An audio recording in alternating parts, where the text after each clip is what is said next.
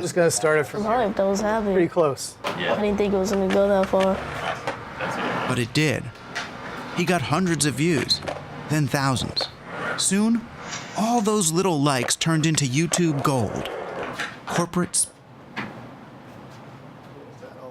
sponsorship. How did like the first company find you? Primitive was the first company that sponsored me. I made a video, a skate edit.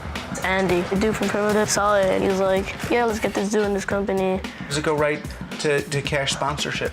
They start giving you clothes and then it goes to money. Today, he's a walking billboard for his sponsors. Literally, head to toe. The sneakers No, these are Supra. and the socks? So these are DGK socks. DGK Ward, Ace Strokes, Gold Wheels, Grizzly Grip. Oh yeah, and thanks to all my sponsors for helping me out. Appreciate it. I was like, man, if I keep doing this, I can actually support my family and like get them up the poverty and He's right. like in this little hood. YouTube cuts him in on the cash from ads placed on his videos. But up to now, his sponsors have been paying him largely in skate gear or branded merchandise. That's not enough to vault him out of Compton.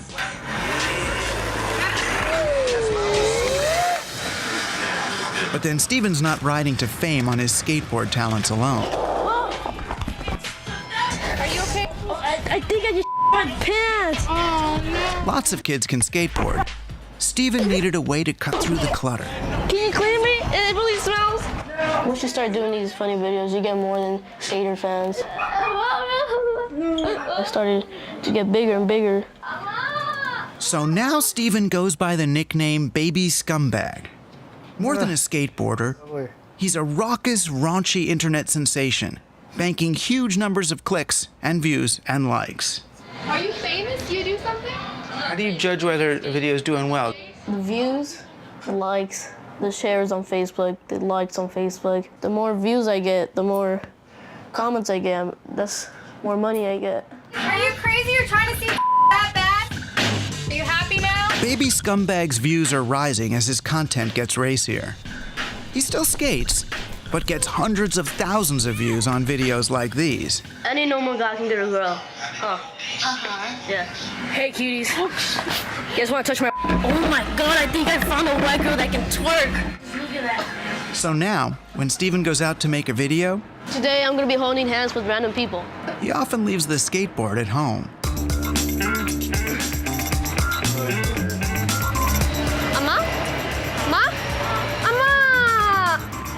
Young people want attention, they want validation. And that's actually not new, it's just that now the possible stage in which you can operate on is much bigger.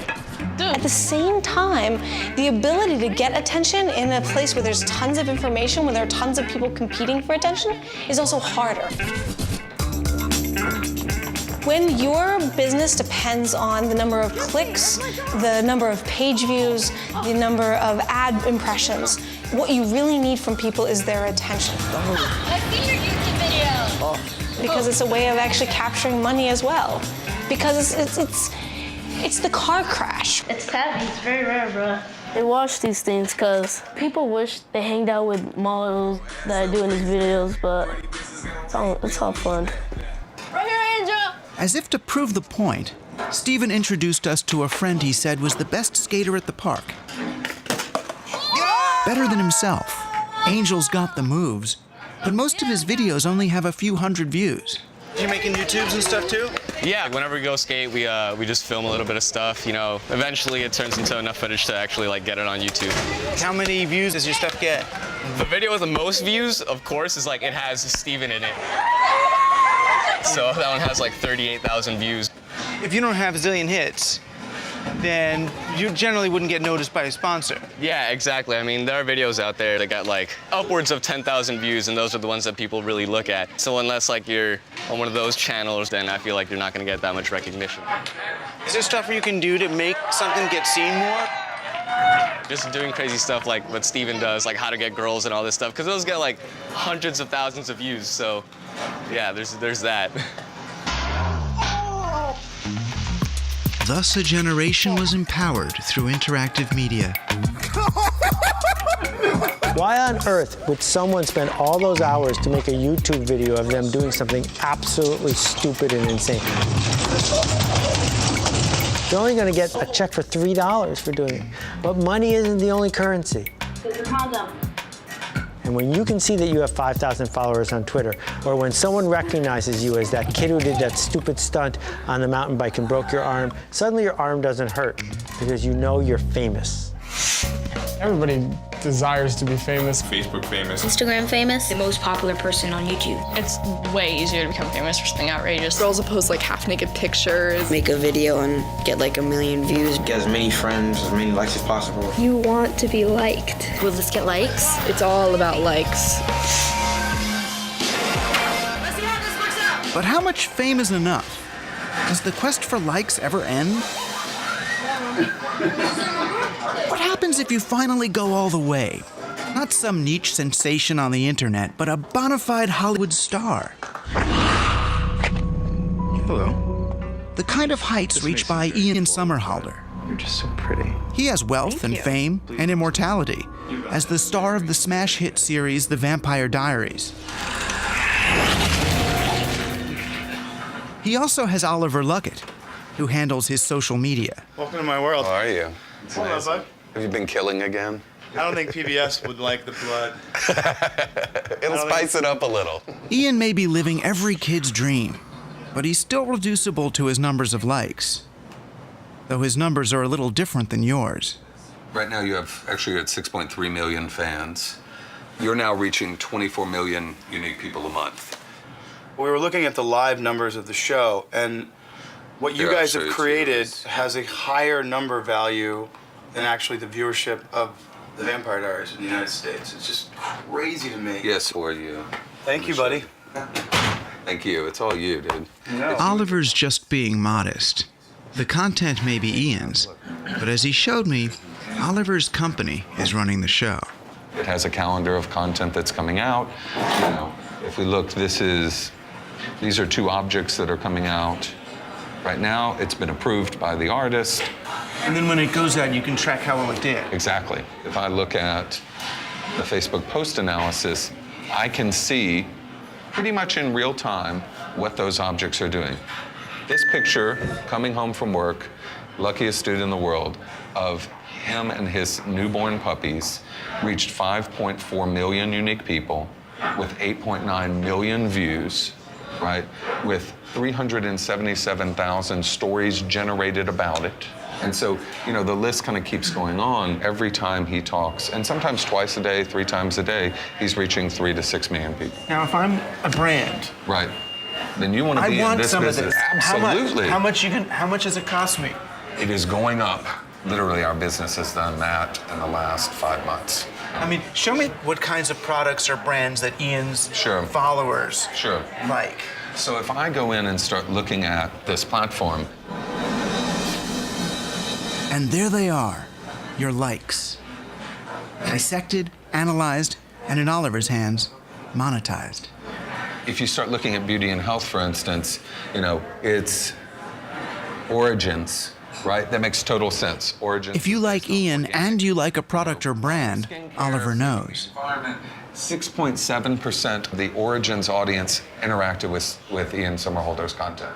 And those interactions can mean prized endorsements for Oliver's clients. So if you're connected to Ian and he likes the product, and then you like Ian and you like the product, then now you've got a double endorsement to your friends.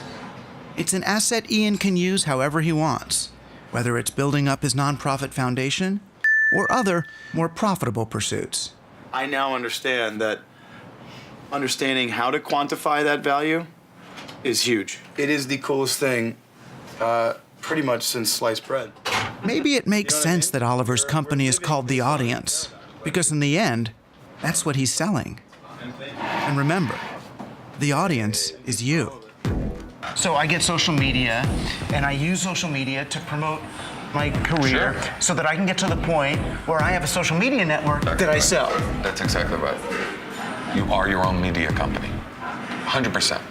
That's every single person's goal in this, the smart ones. It's all very transparent. It's all very obvious, you know. Obvious and transparent? or simply invisible? Want to see how it actually works?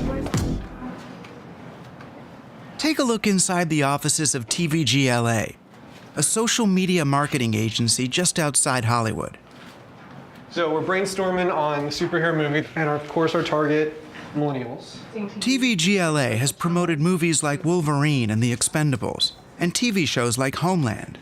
We start with a research and strategy phase where we really dig into who that audience is, and then we figure out how that audience uses social media to communicate. You'd also sort of ask people, which power would you want? And then you have people tweet their responses. But The challenges would be using that audience in the way that you want to use them in order to see the results you're looking for. In other words, instead of selling the product to the audience, the idea is to get the audience to sell the product for them. They want to make the interaction seem open and transparent. But all that transparency takes a lot of planning. Doing something with green screen where people walking on the street can walk up to it and be inserted into a scene. So it's all about continued more openness, because that openness, starts creating essentially what most brands want, which is trust. You want to trust in any conversation that you believe what that person on the other side is telling you. And it's no different between a brand and your best friend. What if even then you insert yourself into a news report, you can share that video with your friends? You've got the line in and you're reeling in the fish. So it's not like you can't jerk it too fast. You can't give it too much slack. You got to feel constant tension. A hashtag that's revealed at the end of the credits that pulls everyone back to pulling out their phone and tweeting something. Yeah. Then you start really deploying heavily your engagement strategies, creating memes, letting the audience caption those memes, getting them to enter into a sweepstakes or a contest, asking them to share your content. Like this post for X or share it for Y. It's all about trying to figure out this pipeline of connected pieces that are going to continue that audience to be essentially your best marketer, because that's the hope. The 75th Hunger Games! Just take a look at two of the biggest movies aimed at teens, The Hunger Games and its sequel, Catching Fire. Catching Fire is coming out. I've seen the ad online. Commercials on YouTube. A lot of my friends would post pictures. Are tweeting a lot about it. Like new movie posters and the outfits. Like this page about the Hunger Games movie. It's exciting. It lures you in. Yeah, I am excited about it coming out. What's designed to look like a grassroots wave of excitement is actually a meticulously planned marketing strategy. It may be catching fire, but it was doused with gasoline beforehand. Absolutely nothing is left to chance. I mean, with the Hunger Games, I had a sort of rare chance to look at what their strategy was of day by day, hour by hour, what they're putting out in the world. 12 noon Pacific, Yahoo page goes live, 3 p.m. Tumblr photo of this person gets released, 6 p.m. this.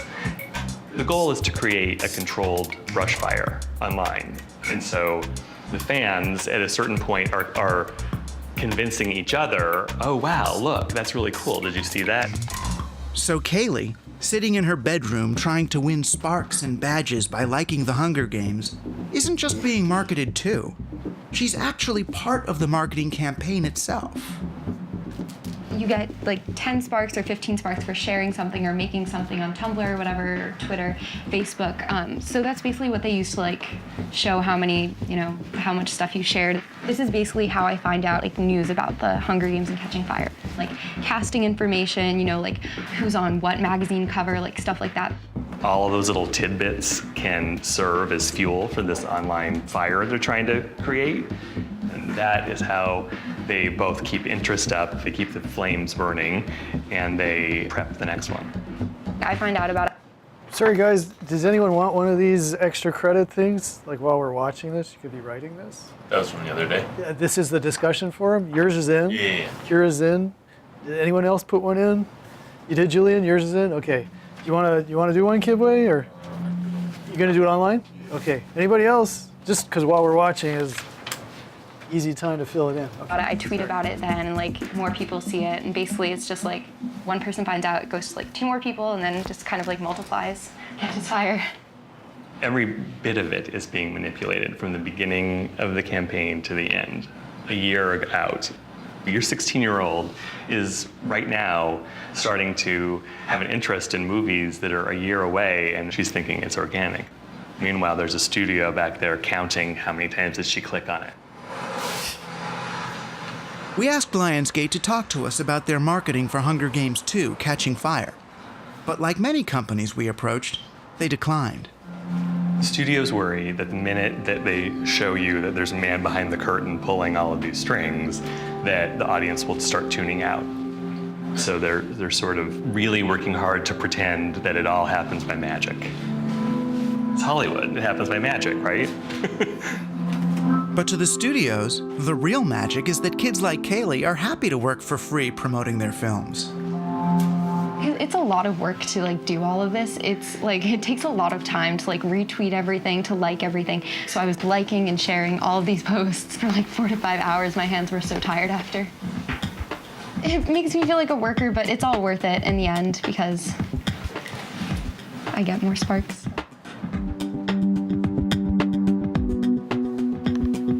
Your consumer is your marketer. And I think that's a real shift because it used to be a one-way conversation of the marketer to the consumer. And now the consumer is doing as much as the marketer is in getting the message across. There is this unique moment where they are wanting to be as much a part of the process as a company will let them be. Lots of companies are happy to put kids to work. And not just at marketing. Sometimes they'll let them provide the content for the whole show. Trending 10 is a new kind of program on the Fuse network. It's sponsored by Trident Gum, made by the same company that makes Oreos. It decides what content to feature by monitoring social media feeds. We start the day off by looking and seeing what conversations are spiking on Twitter around music. Justin Bieber, Lady Gaga, the kind of music teens love to talk about. Then we create a show in the morning based on what's actually being talked about on Twitter. Lady Gaga premieres Applause music video on GMA. Yeah, brought to you. So then we create a show around that, and then we create 20 pieces of content throughout the day that's distributed on Twitter around how the conversation is changing. And so that's real-time video content creation around discussion that's actually happening, taken from where the discussion started and putting it back into the discussion in this fluid ecosystem between TV and Twitter in a way that's never been done before. Did you get that? Kids are coming up with the content, then helping to promote it back to themselves in an endless feedback loop between broadcast and social media. What do you guys think? Share your thoughts on the subject over at Trident Gum and at T10. And of course, selling Trident Gum. Guess what? When we're using Twitter to distribute video that has Trident branded around it from a Trident show, and you're watching, that's signaling you to remind you to go pick up Trident Gum at point of buying. Companies focus on marketing to teenagers because they hope they'll form a brand loyalty with a product. And so now that it's sort of just blossom on the web, the sky's the limit for commercial culture. I don't think there's a sense of there's any shame in being marketed to or marketing. Pepsi sent me to New Orleans for the Super Bowl and Tyler Oakley doesn't have any problem with it. Oh my God, look at how cute my jersey is. I have done a lot of work with Pepsi, Audible, Warby Parker, MTV, tons of brands. The link to that is below, so be sure to click that inside. I have been fortunate. A lot of brands believe in me. He's been so successful at turning his YouTube channel into a marketing juggernaut that he's now considered an expert. There you go. Woo. Even advising corporate executives how to master the economy of likes. So talk about your work with Taco Bell. So Taco Bell is great. They've been doing a lot with I literally was just on the phone with them this morning. They have been really at the forefront, I think, for YouTuber interactions. So there I was in bed, minding my own business, tweeting at Taco Bell saying, I'm protesting Taco Bell until they address the absence of a Cool Ranch Doritos taco. Retweet. They have a voice, they're cool, they're fun, and our people get excited when we are tweeted by them. Come here, come closer. Can you see the light bulb? Do you see what kind of taco that is?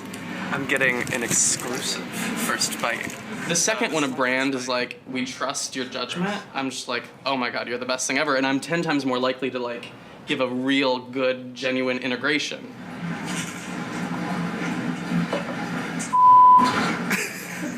I do a lot of like brand integrations whenever it works, but I try to keep it minimal. Yeah, that's a cool ranch. That's the best. So how did you feel like that content with the brand played out with your 12-year-old? Surprisingly, they can always tell if a YouTuber is like pushing something. Mm-hmm. So I try to keep it transparent and honest because they know it's my job and they know that I have to pay bills. They get that, so it's all good. Mm-hmm. So what do you think is the future of the Tyler Oakley brand? World domination with brand deals. My plan for the future is world domination, but by my own rules, which is the coolest part because it's like I am doing what I love, and I feel like a lot of opportunities are there if I want to work for them. Catching Fire is on Audible, so audible.com/TylerOakley. You get your first book free. Bam! Selling out is not selling out anymore. It's sort of getting the brass ring. It's like if you get Taco Bell to sponsor your stuff, it's like, hey, look, I'm important enough that Taco Bell realizes you're an important audience to reach, so yeah, let's all geek out about Taco Bell for a video. I don't care. We just bump into John Mayer because who else would you bump into at a Taco Bell party? And he was so tall. I say now, like, selling out doesn't even exist as a term.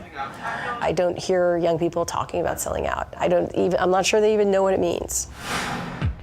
Selling out. Can you define that? Well, selling out means like, it could mean different things. I guess, I don't know, I think first of like a concert that's like totally sold out, like no tickets left. That's probably not what you meant though. I don't really know what that means. You could sell out like an album, or you could like sell out like you're a sellout, like you're nowhere in life. You're never gonna get back on top. So Tyler has millions of likes in his pocket, which he can trade to brands in exchange for their sponsorship. Has Tyler won the game of likes? And is this really social media's promise of self-determination? Promoting movies in exchange for virtual prizes? Playing the class clown in public to get free skateboard gear? Expressing your identity through junk food advertisements? Can kids really win when they don't make the rules?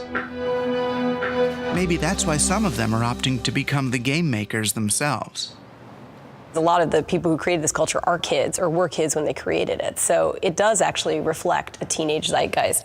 It's not the adult advertisers versus the, supplicant teens of yore. It's not like the teenagers are creating this architecture. They grow up and they become, super rich Silicon Valley types. And then there's this giant underclass of people forced to go like, and who are probably around their age, So who are these young power players of Generation Like? And what are they choosing to build? I'm immortalized as the 19-year-old founder, but I'm 22 now. When Brian Wong was still a teenager, he devoted his considerable talents not to chasing likes on social media, but to creating an advertising network called Keep. Keep is a rewards network, and it takes moments that already exist in apps and games. Moments in time that, again, are meaningful to you, and having brands there be there to make that moment even better. In this case, which is a fitness application, a user just completed a workout. App makers can use Keep's network to turn virtually every moment of your life into a branding opportunity. Level up in a game or accumulate likes on a social app, and seemingly out of nowhere comes a coupon for a free product. It says you just earned a Keep reward. The brand logo is right here. User clicks on that, and boom, they just got their reward. They're awesome. It's a seamless blend of marketing, media, and everyday life. But Brian's more than just an ad man. He's actually a kind of psychologist. There are nuances in how you present things that create different psychological responses. We don't even call ourselves ads to consumers. Terminology we use is rewards and moments, and there's really no mention of ads or even media. As we go out and we experience the world, the things that make the most impact on us are the ones that come up serendipitously. So that's the psychological principle we're offering. Serendipity by design. It's almost Orwellian. But maybe it was inevitable. After all, this generation has grown up in the arena of likes. So it's no wonder that they're also becoming master manipulators of social media themselves. 50, 49. Like the hidden game masters in the Hunger Games. The Hunger Games it represents social media today. Like, social media, it kind of rips people apart. They are all put into this arena where you're forced to try to survive on your own. This is important because higher ratings will mean sponsors. Well, they have sponsors usually when they go into the arena. And to get sponsors, you have to make people like you. They have to do things in order to get people to like them. Push the like button now. The game makers, which are the people that kind of control this arena, the game makers sit and watch them, but basically they're in there alone trying to survive. You really want to know how to stay alive? You get people to like you. In the end, that's how the game of likes is played. It feels empowering and it feels like a social community. But ultimately, kids are out there alone, trying to live and survive. Kids like Daniela Diaz, an 8th grader in Southern California, who has only just begun her journey into the arena. Gotta get in this zone. In my imagination, I see myself standing in front of a crowd, in front of thousands of people. I love to sing, and singing is my passion, and I breathe music. About a year ago, she started making videos at home, encouraged by her mother, Manuela. I mean, I don't want to brag, but I always thought she's had a pretty special voice. So I've kind of nurtured it. I was like, oh my God, I can't believe you're making me do this. And I said, do it, do it. Same bed, but it feels just a little bit bigger now. She just locked herself up in that room, I think it was a couple of hours, and she did the videos. My heart melts into the ground, something. Then I put it on my Instagram, and people started to view it. And I was so happy. I started getting views, which I didn't think was gonna happen. So it kind of blew me away. More people than you knew in real life. Yeah. And then how does it feel when you see, oh my gosh, another 100 people have viewed this thing? It feels overwhelming. It's unbelievable. And then the videos changed from just music to not just singing anymore. Dear Diary, Danny's do's and don'ts. Middle school melodrama. So I thought it'd be a cool idea to let people know that I want to interact with them. I'm gonna help you guys. I'm here for you. So just make sure, comment, and I'll get to you. I like interacting with my fans. It's funny to say it, though. Yeah, it tingles. Well, because it's new, but do you feel it's true, though? I mean... Well, I've had comments on there saying, wow, Daniela, you're my idol. I'm your biggest fan. That was the first time I was exposed to the word fan. So I guess I can say I have one fan. It used to be ordinary kids didn't have fans. Now everyone wants more. And the whole world can watch as the numbers rise or fall. Instagram is what she uses. And so I've noticed, because I'm also the one that takes the pictures on that, I said, wear this. And I will take the picture. I will tell you how many likes. You're gonna get over 150. And she does. I mean, I hate to say it, but if I have a full body picture, she will get tons of likes. And that's just the reality. I mean, people Listening to her, I realized how pervasive this value system of likes has become. You have the chance to get your name on this wall. This gorgeous wall. That's it, right there. The wall, the interactivity, the offer of fame by association. Kids take the very marketing techniques that have been used on them and use them on one another, all in pursuit of the same prize. All you have to do is subscribe and like all my videos. It's the paradox of Generation Like. These kids are empowered to express themselves as never before, but with tools that are embedded with values of their own. I'll get a couple of likes, I'll get a couple of views, I'll be happy with myself. Getting likes does feel good. Keep tuning in. Bye. At least in the moment.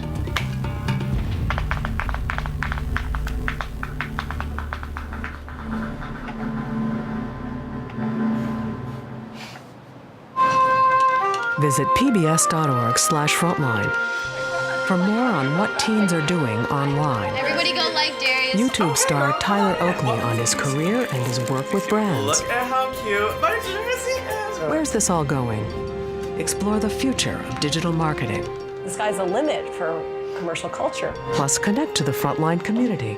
Sign up for our newsletter and follow us on Facebook, Twitter, and pbs.org/frontline.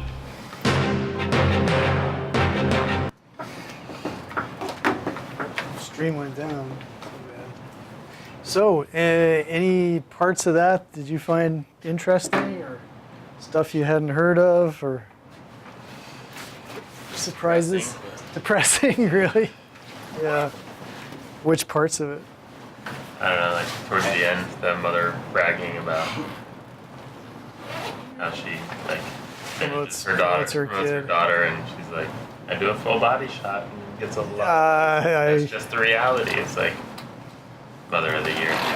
Mother of the Year. Nice. Does anybody share Chris's concern there with that? Yeah. I mean, I think now it's weird. Like, I think it's weird when like people make Instagram accounts for their kids, and like their kid can't even use a phone. Right. So it's like, I don't know. I just think that's kind of weird, you know? It's a weird relationship. Yeah. Like, how do you reconcile like making money off your kid? I mean, it's the same thing as like child actors that whose parents manage them and just kind of squander their money. And, Yeah. You know, it's like the Macaulay Culkins of the world. It's Right. like, are you a parent or are you? What are you? Yeah, You know, yeah. What's your relationship to your kid? I can see that. Like, it's sort of the similar kind of. Are you exploiting your own child by introducing them into this? Mommy blogs Yeah. and stuff like that with like cute pictures of their kids, but it's all about like marketing and generating Yeah. traffic. Because kids are like starting to use phones more and more to sorry to cut you off. No. It's like kids are using phones more and more to the point where they can actually, I'm on the bus and there's a family and the kid just has like a phone. They're just watching YouTube. So it's like if kids are just watching YouTube and like scrolling. Yeah. It's like how young are they gonna actually be able to start doing It's this training, themselves? right? Yeah, because it's like even if your parent is micromanaging your account, you will very soon see like children be able to do all this themselves and put themselves in front, like start live streaming their own, just like sitting in their room playing with their toy. I mean, like I feel like kids are already starting to do. There's already kids like on YouTube that are just like unboxing toys and stuff. And, like, It's a thing. That gets millions of views because like other kids want to see kids unboxing toys. Right. So it's just like if that's where we're at now. Like it's like, babies have phones in their hands. They just scroll. So it's like. A lot of this makes me think about a lot of like my childhood, like especially like in middle school when I hopped, like I think 6th grade was when I hopped on Facebook. My mom didn't know about it. Like I remember I was like super cutty about it, and like and I remember when she found it, she was kind of pissed. She was like, "No, give me your password, cause like it's Facebook. Like I don't know it's on Facebook, but like kid, like the fact that this is just a part of the discussions that kids have today. It's That's in their wild. lives. Fenris, Kibwe, do you guys have any ideas about this? Nah, just basically like what he said, just growing up with it. Like, I remember I had Facebook probably like middle school. My parents were really tripping. Well, not really tripping, but they was like on it about like what I'm liking or what I'm like feeling. So I've always been conscious about what I do on social media. So they're concerned about what you might be doing, So, but now, if you were that same age now, do you think you would be as interested in Facebook, or would it be something Nah, else? there's so many other stuff now. There's Twitter, Snapchat, Instagram, all types of stuff now. So there's other more things you could do than I was doing. 'Cause I was just doing little stuff and just waiting for just movies. Now it's just you can play games on social media. You can find find you like concert tickets, do all types of stuff. So it's just a more broader now. Yeah. One of the things that drives me crazy is like my kid is really into like coding these scratch games, like it's like a kind of easy platform to make games, but there's this whole social thing in it, so you can't just kind of turn them loose to like code and stuff, because it's like Facebook all over again. Like people are like talking to them all the time. You don't know who these are, and there's like weird stuff going on. It's like, why? It's the same thing all over again, from a parent's point of view. Fenris, did you see anything there that you found worthy of comment? Personally, it's just like the recurrence of MySpace all over again. It's having the, I'm out there, I'm in front of everyone, I want to be the top person. And I mean, Facebook is going down, and there's going to be another platform after this. I mean, Snapchat, Twitter. Right, because we saw MySpace boom and then disappear after an enormous amount of money was spent on buying it. And it's going to happen again with Twitter, Snapchat, Facebook. There's always going to be more platforms that the next generation are going to be into. Yeah. Is that a scary thing for the people in the business, kind of? Like, I mean, given that CBS, you could, from 1920 to 2020, it's a 100-year good bet. It was like, it's still viable, versus MySpace, within a few years, it's worthless, right? I would say like Facebook's not going anywhere anytime soon. I mean, first of all, they own Instagram, they own WhatsApp, they own a lot of these things, and they have the money to buy any new platforms that come up. And so like they're in the longevity game. They are they're not looking at like how can we get more. They're not just looking at how can we generate more traffic on Facebook. Like they're constantly developing all these different and buying successful competitors. And selling all people's data too along the way. Right. But it's funny. They're not the only ones doing that. I mean.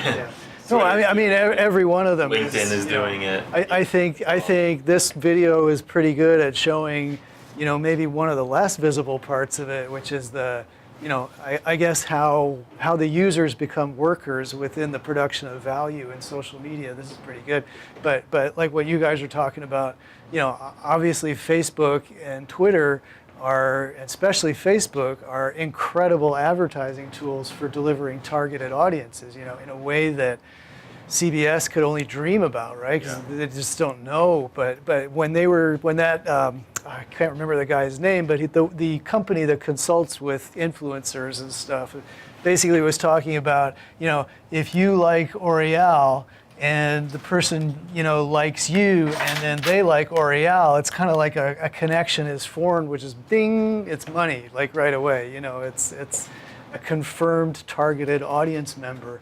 And they're doing it for you constantly. You don't have to entice them to watch a television show, and et cetera, et cetera. They're just at it all day long, with hours and hours on the platform, liking stuff and creating those connections, which is like, instantly harvesting audiences in a way that was just impossible for old media.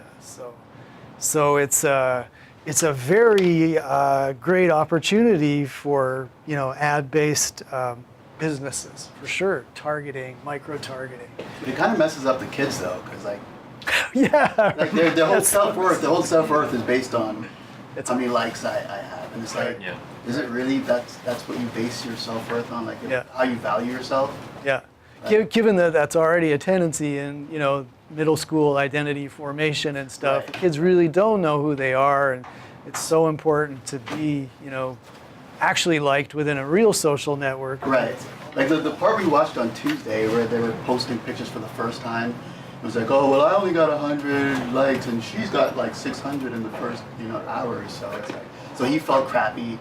And like everyone else feels crappy except for her because she got the most. Right. Is it really benefiting anyone? Right. And meanwhile, she's being taught to objectify herself, which is like at the end, I think what Chris was responding to in part is, the horror that you see that the parent just jumps right in there and accepts the objectification, promotes it. Money. Right. Yeah. Full body shot.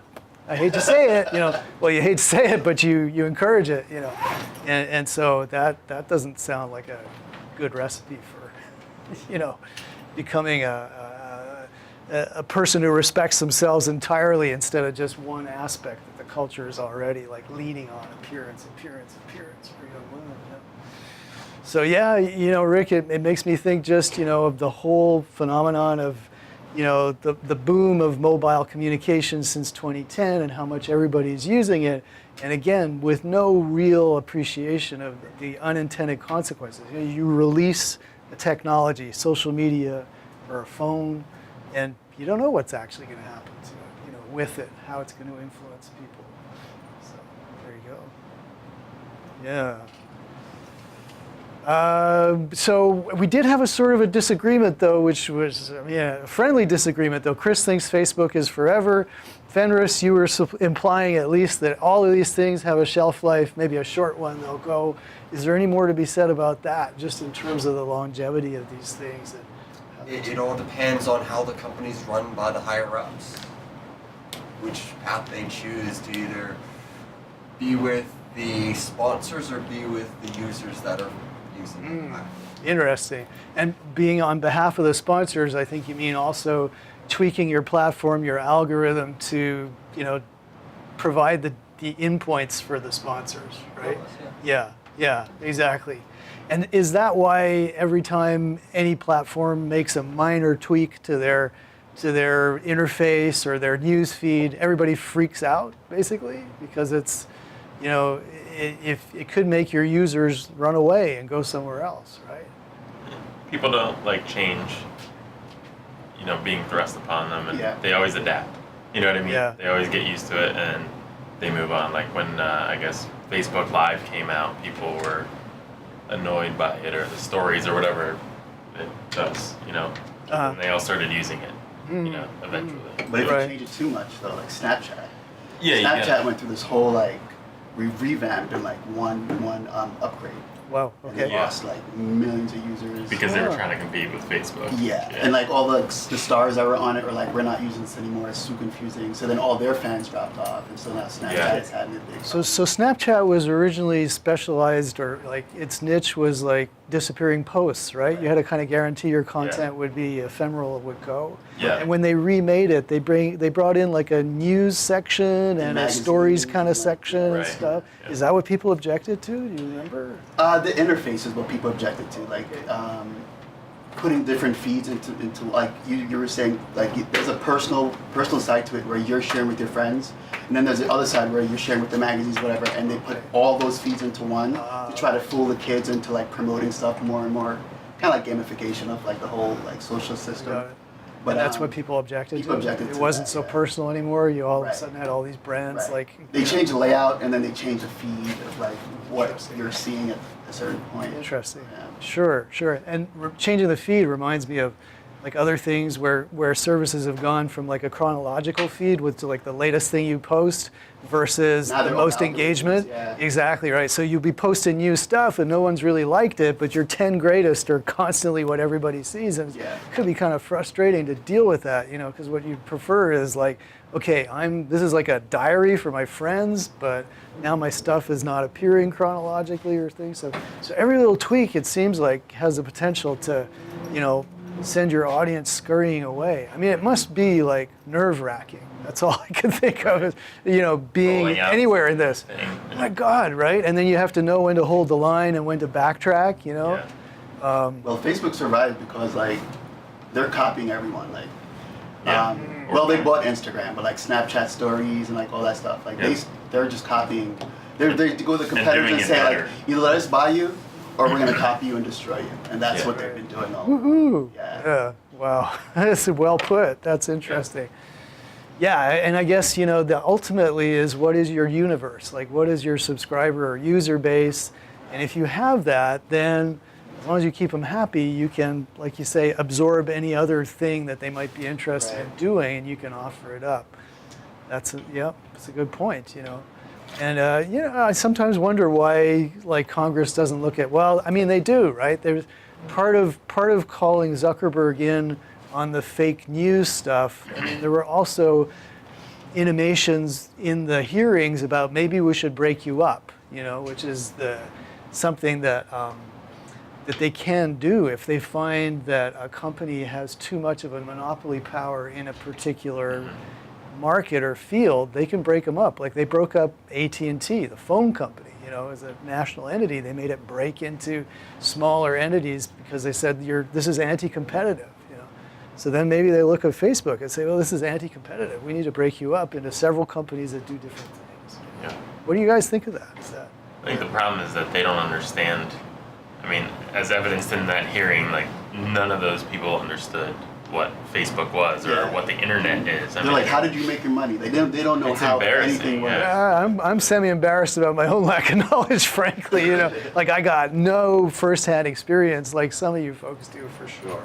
Yeah, but then like, how can they add regulation to something they don't understand? They have like no grasp of whatsoever. Well, they could hire people to actually look into it, and deal with it, and maybe they should. I don't know. Like to me, there's an argument to breaking off the news and information side of any of these sites. CJ, you nodding? Do you see any? Yeah, I mean, like, I just feel like there needs to be like, or news and information could be presented in a more entertaining way, and it's not being like, or like that's not happening right now. Yeah. Or it's like things are digested in a form where it's like, I don't know, it's very dumbed down. Yes, I agree. I agree. Yeah, to me, it's is it entertaining? I don't know, but there's something about pushing the stories that enrage people the most. Like again, it's all. My wife started looking at Apple News, and within a week, and this is curated news by Apple, right? It's not fake news necessarily, but it's a selection of kind of sort of stories with very little impact on large amounts of people, but a lot of kind of narrative impact. It's like, oh, this is awful. What happened to this person? It affects maybe 10 people in this world, so it wouldn't make it onto the New York Times. But all of a sudden, it's like daily we're getting something, and where'd it come from? In our case, it was just like open up that door and start coming in with this kind of the outrage news, or like again. It's not really news, or it's news of a level which never would have reached us through the mass media, where the filter was really, does this impact 1 million people? Then we'll write about it. Otherwise it goes under the surface. I'm not sure if and that kind of news is definitely travels better through social media and stuff. So I would like to see it broken up, at least for that part of it, or I don't know, maybe not, maybe just put somebody in charge of that aspect of it. Yeah. Should we look at some of the stuff that would make its way onto a quiz, which is we could even, I have the Kahoot up and ready. I don't know if we'll have time, but so this is the textbook stuff, the information about this. Right. Early days. So we always start with the history of stuff. The well was founded by people who were involved in the Whole Earth catalog. And some of you may have heard of that, but I'm old enough that my parents actually had a copy of it. So that was this kind of very futuristic, it was literally a catalog of just page after page of stuff like geodesic domes, or making your own rocket, or it was all of it was the kind of DIY, forward-looking technology, social stuff. It was really coming out of like West Coast hippie culture of the 1960s. In fact, some of the people who edited it wound up making Wired magazine and a lot of very commercial applications of a similar type of thing. Some of them went and, when they found out that you could like create like little online message boards, they created the Well, which was the most famous of these sort of, community things. You could get a login, and then you could just post stuff up there, and other people would interact with you, and eventually they would have live face-to-face meetings. And Howard Rheingold, who's this guy who lives over in Mill Valley, who I actually interviewed like 10 years ago for a radio show I was working on, he wrote a book called The Virtual Community, which was really kind of pulled all of this together. He teaches at USC now. So he was involved in the Well pretty early on with the whole idea that, wow, this is like a great new way of people to support one another and come together. So it was a very utopian, kind of forward-looking, foundational idea about all of this stuff. And slowly, I guess it's worn off to the point where, I find myself wondering, was it ever a good idea? God, who knows? I would say Reddit is kind of like that now, wouldn't you? Like, I go to Reddit a lot. It's basically the same thing. You sign up, you go there, you discuss things, and support each other, and they have local meetups sometimes to meet each other. Yeah, I think it has part of it. It's just I don't know. Content varies. The well content was my kid's sick. Anyone got what should I do? It's 102. Oh, don't take him in yet. Wait till it's 103.5 or something like, it would be that kind of thing. CJ, did you want to say something on it? No, it's fine. Okay, the Reddit, but yeah. I just feel like, I just feel Reddit, like, within the past few years, is just, like, really, like the content on it, or as far as, like, being able to have a conversation, or have a discussion with someone, it's, like, it's hard. Yeah. Like, before you used to be able to debate a topic with someone, like, in the comments or whatever, like, very casually, But now it's so full of trolls and stuff. Yeah, it became popular. Yeah. I mean, and it's interesting to think, is that just a case of scope, or in other words, you get such a huge fan base or user base that, you start getting people who could be more negative about stuff? Yeah. I don't know. It seems like a real thing now, though, definitely. Trolling and such. But hey, I feel like let's get back to this exam question. Friendster. Anyone ever heard of it? Friendster, did you really? Yeah? Yeah, okay. It was like big in Asia. Yeah. All my family in the Philippines had it. Interesting. Like, oh, you should go. And it came out around the same time Facebook was. Yeah, right. Yeah. So it's the textbook says it's the first one, and I think that's dated just in terms of the initial venture capital going into it, and so Friendster around 2002, maybe a year or two before MySpace and Facebook actually found significant financing and stuff. So Friendster was supposedly the original, which was social network type thing with blogging capabilities, picture posting, and peer-to-peer stuff, and also pages for events or for organizations, not heavily invested with brands at the initial point. And then around 2010 or so, I think it was bought up by a company in Asia and turned more into like a social gaming platform or something. So it has really changed a lot.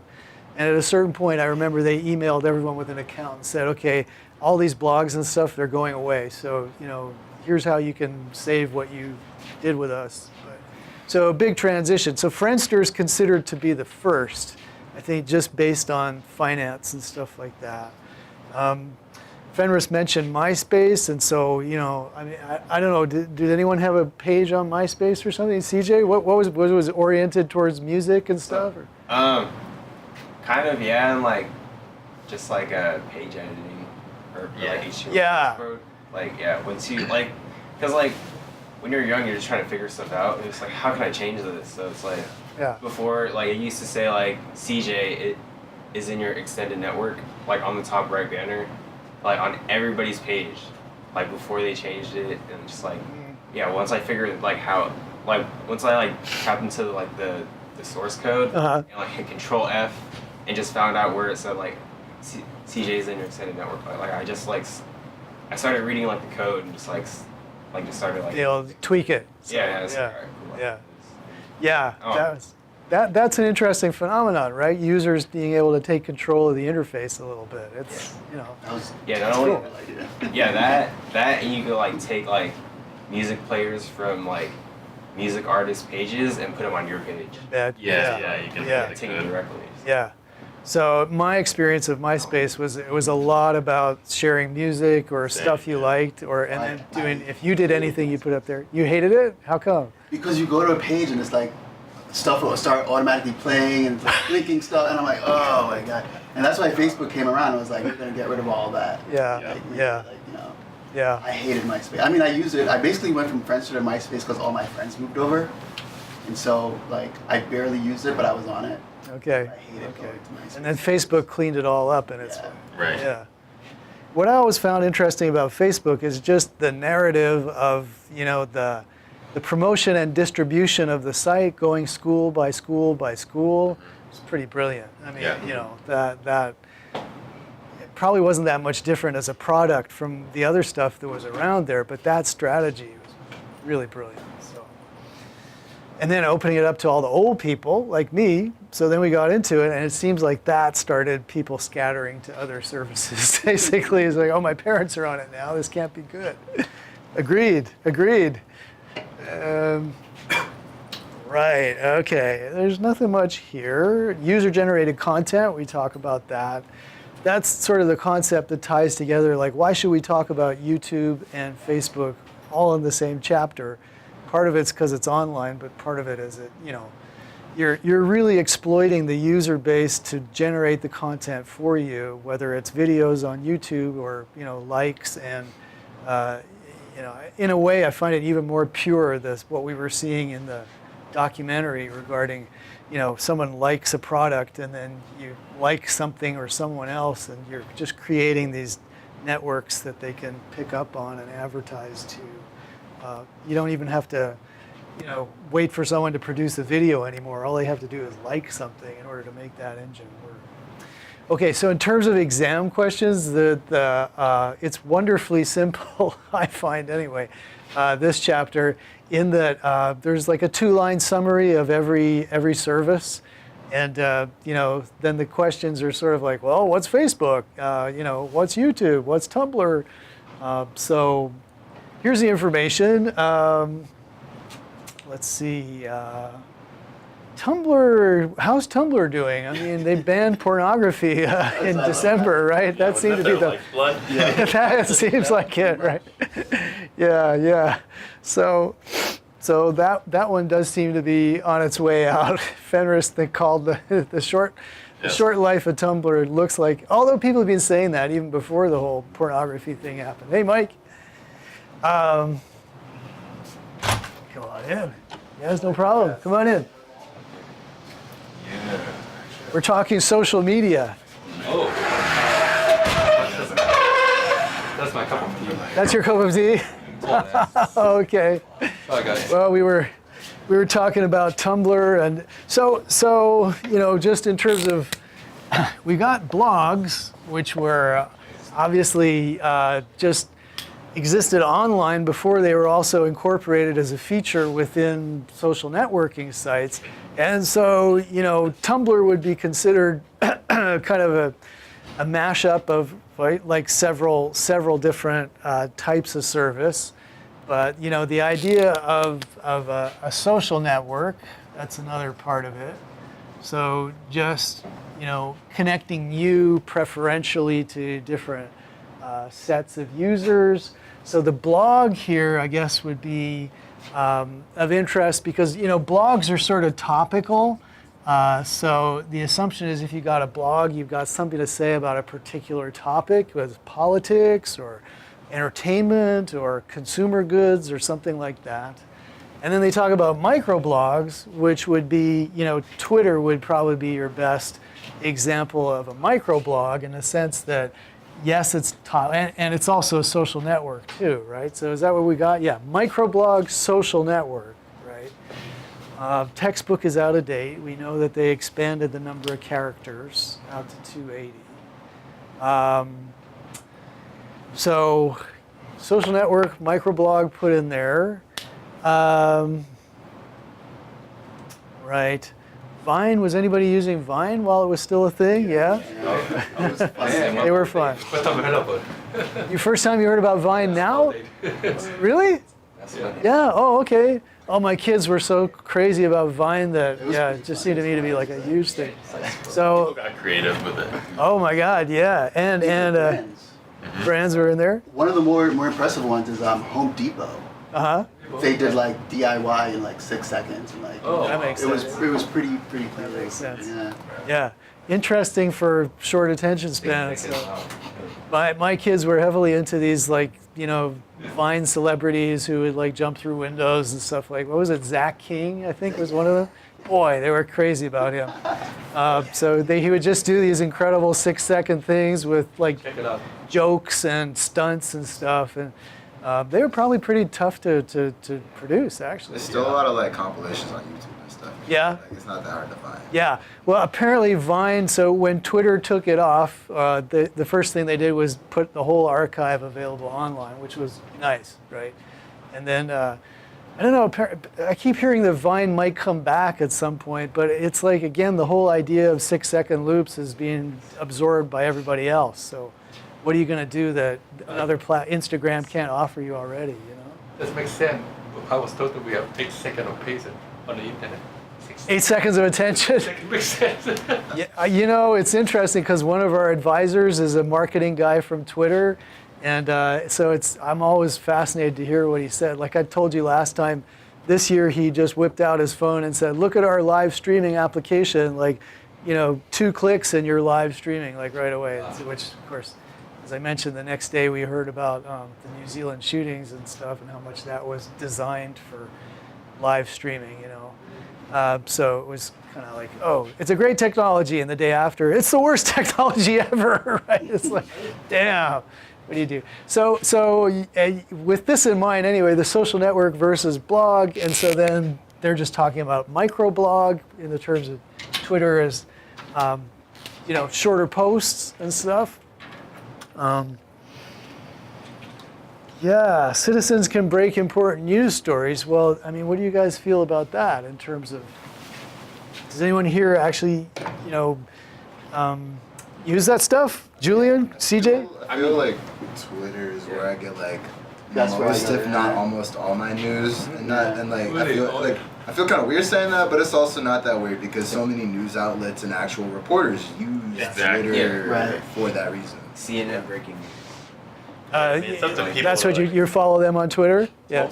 Well, it's just like whatever news or whatever like real news like station will like do like a breaking news thing right away. So absolutely. Yeah, it's instant information, and I think that it's like up to like the users to vet. Right. Their news sources. So like I don't really like 24-hour cable news, so I don't follow them on Twitter, whether it's Fox or MSNBC, whatever. Or But I do InfoWars. follow like Right. That's like Right. But like I do follow like New York Times and Washington Post and NPR on Twitter. Yeah. And like that's where I get my news from. Yeah. If I'm not listening on the radio. Yeah, it was like 4 or 5 years ago, I remember hearing, going to a little conference and reporters saying, if you're not on Twitter, it's like you can't even work in this business anymore because it's like, you actually wait for 6 hours to hear what's going on? You got to know right away. Mike, did you want to say something? Yeah. Do you use Twitter a lot? I feel that I'm so outdated. I guess what I want from news is exactly match my category. Okay. In business investment, real estate, politics, policy. Of course, I'm concerned about the community. So you're like a Wall Street Journal reader. About station, so I have specific topic. So I sit in and out with different channels. I don't have cable. If I have money, when I can afford, I will subscribe it only if and when. Now I only focus on KQED. Okay. Channel 9. That's They probably feed you. Yeah, they probably feed you pretty good stuff. Yeah. And, I like BBC. You said BBC? British Broadcasting? Yeah, BBC. Oh, really? Oh, okay. QED, 9.1, 9.2, 9.3. And they're online, so I can look it up anytime. I don't need that listen so much because my personal opinion is news is cold to cold, sucking bad news. If I watch it too much, I become negative influenced by it. Oh yeah. My personal opinion. No. I mean, that's very interesting. A lot of people say that the cumulative effect of social media is also leads to a lot of negative perceptions. Yeah, sometimes paper. If the newsstand, I look to catch line, I make a connection, I get the information. If I need to follow up, if I have the task, then I do. If I don't, focus on my work or my school, that's it. Because it's the attention suck of the news feed is another well documented thing. Do people I don't know, responding to Mike, I mean, just and this whole idea of kind of a negative perception coming out of the news. We'll see like a very famous. When we look at research in a couple of weeks, there's this thing called the world syndrome, which is based on like very careful research, like decades of research at Stanford. But basically, what they show is the more news you watch on television, the more you think bad things are going to happen to you in your everyday life. And they demonstrate like a really clear connection of it. And that could be looked at also in terms of social media. I mean, there's been a lot more attention focused on, sort of FOMO, fear of missing out, or negative comparisons of oneself to all of the fantasies that you see conducted on social media. People showing off their great life and you feeling like you don't have a good life. So that's kind of researched and documented up there as well. But I would just say that if you feel that way, there's also a sort of a movement afoot towards constructive news. And KALW actually is, there's people at KALW looking, basically looking this way. So it's not like we only want to put up good news, but you want to put up constructive news. Like if you can focus on a problem and then report what's happening with that problem, what kind of policy initiatives are they, that's a way of making the news somewhat less reactive, which typically tends towards negative. Oh, someone got killed this week. Some environmental regulation got rolled back. Some, horrible pollution statistic, global warming. All of it just seems like the world is a horrible place, right? But if they did write the news in a sense that, yeah, we got this problem, but here are the 100 things that we're trying to do to solve this problem, and let's report out on that. I think that the result of the news would be a lot more positive. And there are, movements afoot to promote that. I pay special attention to that, when I try to consume news or stuff. So just saying that that's out there if you want. But all of that kind of requires us to realize the news is just stories. And like Chris was saying, depending on who you follow, a service like Twitter is, everybody's in it. So everybody is vying for your attention. It's kind of up to you to say, okay, what thread am I going to pick out of all this and follow, So that's a real responsibility, important. Oh God, okay, 3 more minutes to get through a few more of these. We're not going to have our Kahoot today on this. Forgive my disorganization a little bit on this. Google Plus. Right? Ha ha ha. They just shut it down, didn't they? Did they really? Last week, they were like. Or they announced that, wow. that it's going. No, they announced it months ago, officially but they gone. officially nixed it last week. Industry news. Thank you, Rick. Okay, I didn't know. Okay, so yet another point of our textbook is now out of date. Time for a new edition. But yeah, so this was the idea that if you had anything to do with Google, if you used any one of their services, you had to have a Google Plus account, which they originally had hoped would compete with Facebook, but it fizzled. Nobody liked it, right? Yeah. So Instagram, originally it was known for those little square pictures and those kind of, nostalgic filters you would put on them. That they kind of moved beyond that. Known for stories now, so on, and really, again, Facebook seems to me, I mean, sure you can consume it on your mobile, but it seemed pretty much at home on a laptop versus Instagram. It's like super mobile type of technology, I would say. Do you guys agree? I mean, is it oriented towards mobile? Facebook focus on mobile now. Yeah. Yes? Mobile, yeah. Okay. I mean, you can get it on mobile, but again, again, maybe this is just my history with it. It was like, I'm looking on, like, where is all this stuff that I mean, it works just like Instagram. You're scrolling. through it? I think they say the majority of people go through mobile. Really? Okay. Okay. Any more to say about Instagram? It's crazy how it's making like billionaires out of people. It's crazy. The influencers. Yeah. If they're gonna like compress their or compress their videos some more. Okay. It's like they were used to be able to upload like a very high quality video, but now the quality is just there's just too much. I want to say like it happened around the time they got bought by Facebook. Ah, okay. Like around that time, but yeah. All right. Storage of visual content. Yes. Pinterest. So this is where everybody puts up their recipes and, and patterns and stuff. It's like Etsy for moms. I find it to be kind of annoying. Like, isn't Etsy for moms too? It's another Etsy for moms.